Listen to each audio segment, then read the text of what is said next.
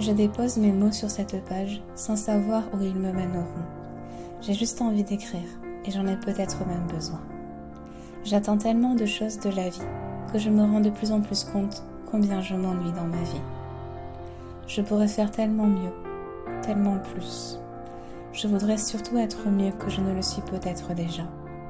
J'aimerais changer beaucoup de choses en moi et autour de moi.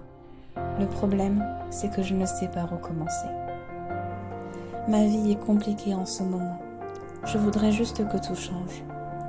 J'ai besoin d'un nouveau début, d'une nouvelle histoire, d'une nouvelle vie. Et pourquoi pas d'une nouvelle identité. Quand je dis nouvelle identité, je ne dis pas que je voudrais changer mon nom ou mon prénom. Je voudrais juste être réellement moi-même, et ce totalement. Que pourrais-je faire pour cela? J'en ai marre de moi, marre de ma vie, et surtout marre de la routine. Je suis fatiguée de ma vie, même si je commence à revoir la lumière au bout du tunnel. J'aimerais que quelque chose vienne bousculer mon quotidien, tel un tsunami.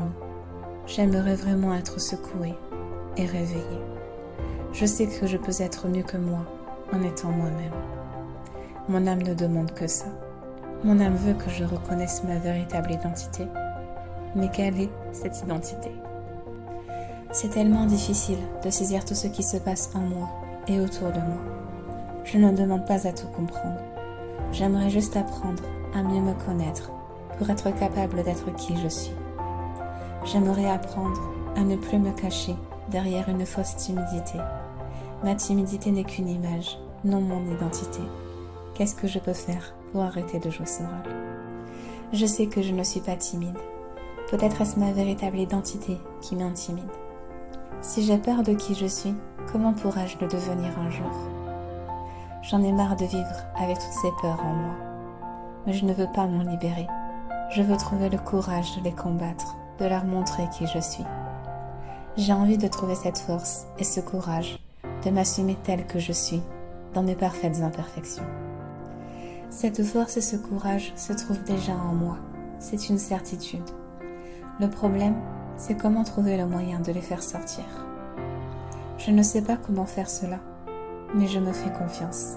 Je sais que je trouverai une réponse. Écrire m'a toujours fait du bien, et je compte bien reprendre cette belle et bonne habitude. Si écrire me fait autant de bien, je me demande vraiment pourquoi est-ce que j'ai arrêté. C'est complètement stupide d'arrêter de faire ce qui nous permet de nous exprimer réellement, sans avoir à respecter aucun protocole. J'écris comme je veux, de ce que je veux. C'est le plus important, avoir une échappatoire à cette vie qui n'est pas tout le temps rose. Je voudrais tellement courir et me cacher, juste m'éloigner de ma vie pour un moment, mais je ne peux pas.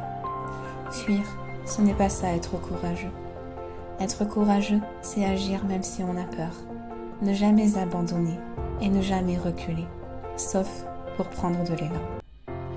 Nous sommes tous capables d'un tel courage et d'une telle force. Nos âmes sont immortelles. Cette immortalité se trouve en nous. Pourquoi ne pas en profiter? Nos corps vont mourir, mais pas nos âmes. Nous prenons bien trop souvent soin de notre corps et de notre peau au détriment de notre âme. Bien qu'elle ne se voie pas, elle existe en nous. Si nous ne prenons pas soin de l'intérieur, cela finira par se voir à l'extérieur. Ce n'est pas pour rien que nous disons que les maux de l'âme deviennent toujours les maux du corps. Bon nombre de maladies ont une origine intérieure.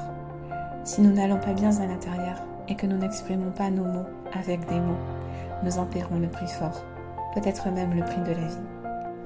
La vie coûte cher, ne la gâchons pas en nous concentrant uniquement sur l'apparence.